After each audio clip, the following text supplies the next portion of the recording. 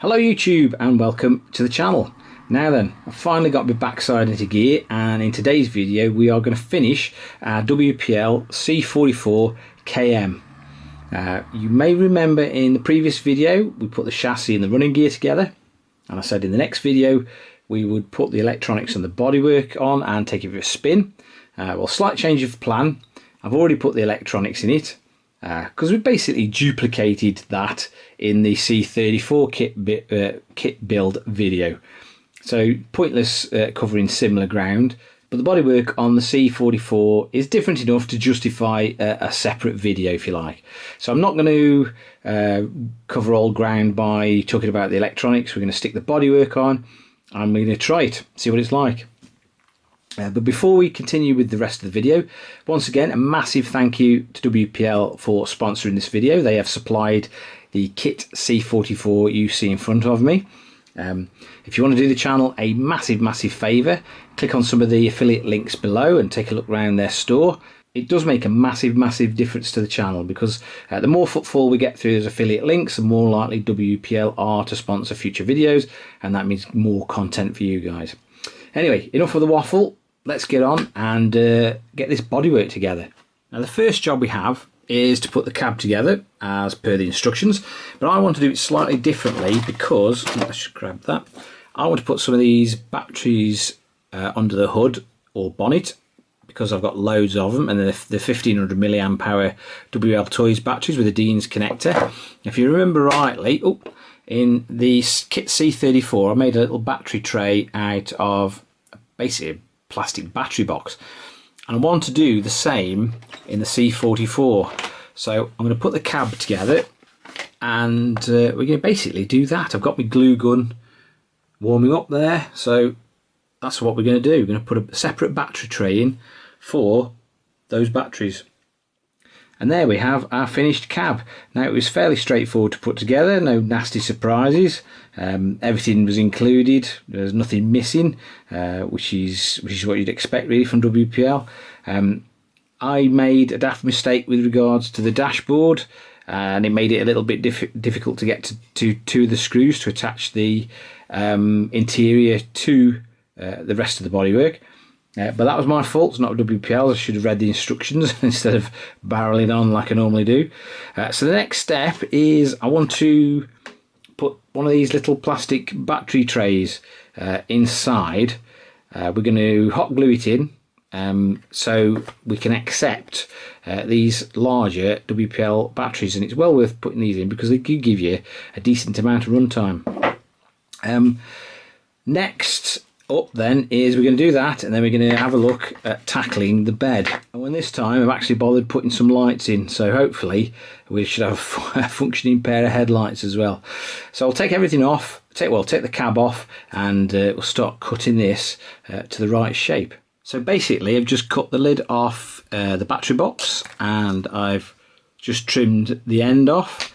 All I've done is trim it to the same width as one of these batteries, which is about 37 mil. What I'm going to do now is I've just made sure it sort of fits in there, is I'm going to hot glue the surrounding area to stick the tray into the shell. Right then, that's our battery tray glued in.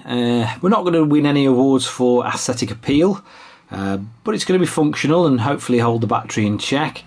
I did have a couple of accidents with it. Some of the glue ran into the cab over the driver's pedals, but I managed to cut most of it off, and to be honest it's in a place where you can't really see it unless you go looking for it, so I'm not terribly bothered. Next up then, we are going to make the truck bed. So I'll get this slot out and crack on. Just a little tip before we go any further. I've just finished screwing all the wooden slats on the back of the bed. Now there's 10 slats and there's 2 screws, so there's 20 screws for the bed. There's God knows how many underneath. If you are spannering on RCs on a regular basis, I would seriously consider getting yourself a little electric screwdriver. They really do make a massive difference when you're putting stuff like this together. I use this little Ryobi one all the time, and it's been an absolute godsend because you can just literally whiz screws in left, right and centre, And when you've got something like this little bed here, when there's 20 of them, it really does take the monotony and the pain out of building these things. So if you're thinking about it, go and get yourself a little electric screwdriver. They make a massive difference when you're spannering on RC cars. Okay, the bed is finished and I've attached it to the frame. I think you'll agree that wood looks absolutely superb. Everything went together as it should, no real issues. What I'll do now is let's attach the cab and see what the whole thing looks like. Well, there is our body finished and on the chassis, and I think you'll agree it looks fantastic. Our makeshift battery tray is underneath the bonnet, and there is our 1500 mAh battery. That should give us plenty of runtime. All we need to do now is try it, so we'll turn it on. Turn on the controller, or transmitter I should say, as the lights go out. Now this is car number 2, so if we press the shift gears and speaker stroke light switch on, or light button on the transmitter, hold them down for a couple of seconds, the lights should come on. They do. So there we go, we're bound to the transmitter now. Let's quickly just try it. There we go, speaker's working anyway. So we've got forwards and backwards. Steering works. Okay, so the only thing left to do now is actually go and try it outside and see what the kit metal version of WL Toys RCs are actually like.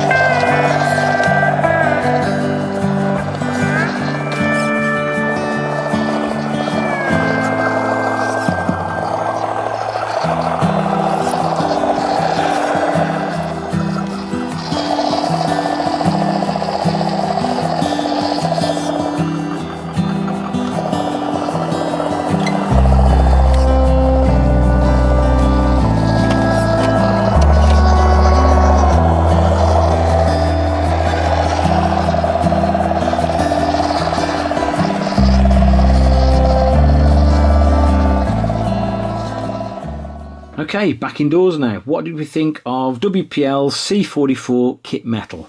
Well, let's start with some good and bad points. Now, in the interests of honesty and non-biased judgment, I did have some teething troubles with this that I didn't actually have on the C34 Kit, and I'll go through them for you now.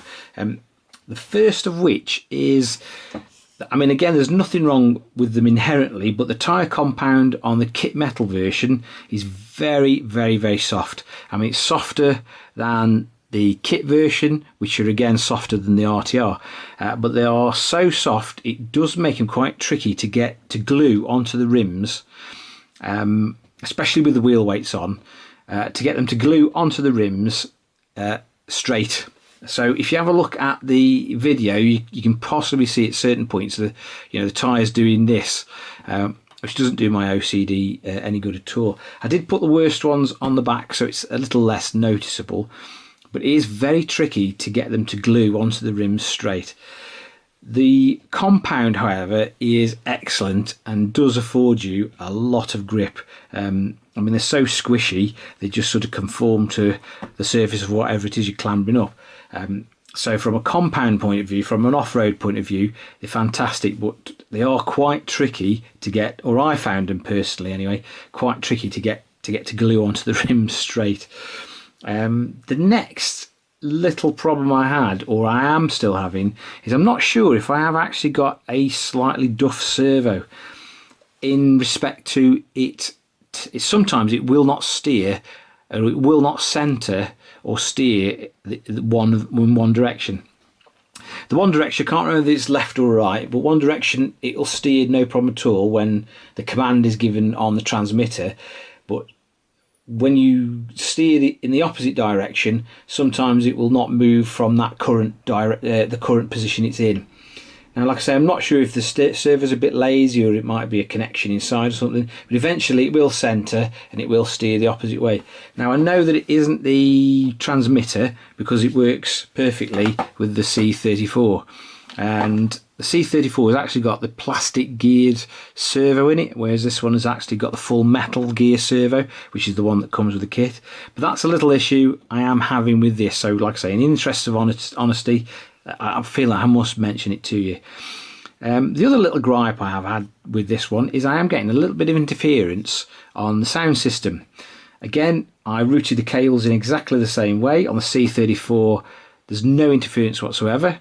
But on the C44, I am getting a bit of interference on the speaker. I have actually moved the speaker so the wire doesn't run as close to the motor, which has alleviated the problem somewhat, but I'm still getting a small amount of interference, which I might just have to try and sort out by putting a choke in the wire, and that usually actually helps loads. So there's a few problems I'm having with it.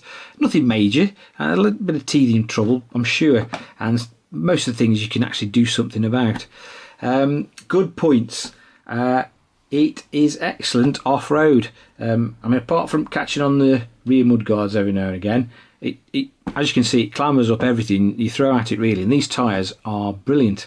From a price point of view, I think the kit version is about 50 quid and the kit metal version is about 75. If you go onto the official WPL store, the kit metal version is about 75 quid, which is about $104.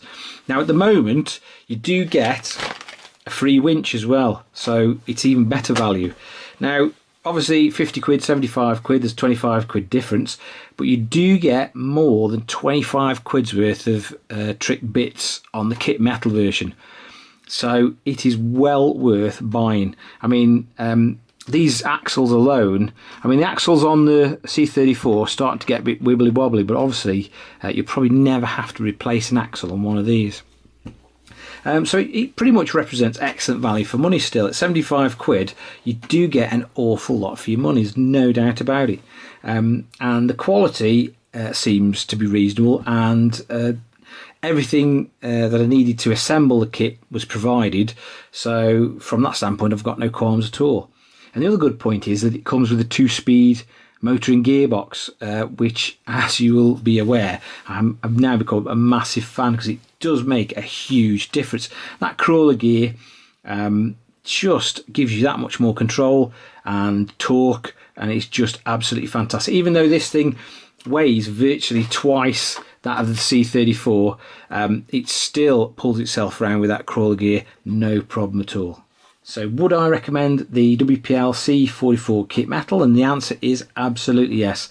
And in fact, if you are going to, or you're thinking of buying any of the WPL kits, I would strongly recommend that you pay the extra 20-25 quid and get the kit metal one, because the bits you get in the kit, the trick bits you get in the kit, are worth more than the extra purchase price of the kit metal version. So normally you obviously get the metal axles, drive shafts. There's loads of other trick bits and pieces on it that you would not normally get in the ordinary kit, like wheel weights. So if you are looking or thinking about buying a WPL kit, I would strongly recommend that you just go and buy the kit metal version, because you will not be disappointed. Anyway, before we go, I just want to say once again a massive thank you to WPL for supplying the kit for today's video. And if you want to do them and the channel a massive favour, please consider clicking one of the affiliate links in the description below. Have a look around the store. Like I say, you don't have to buy anything, just go and have a look. And the footfall generated through those links just makes it that little bit more attractive for them to sponsor future videos on the channel. If you found this video of some use and interest, please give it a big thumbs up. And if you're feeling that way inclined, hit that subscribe button at the bottom for more similar future content. Once again, thanks for watching, guys, and catch you again soon.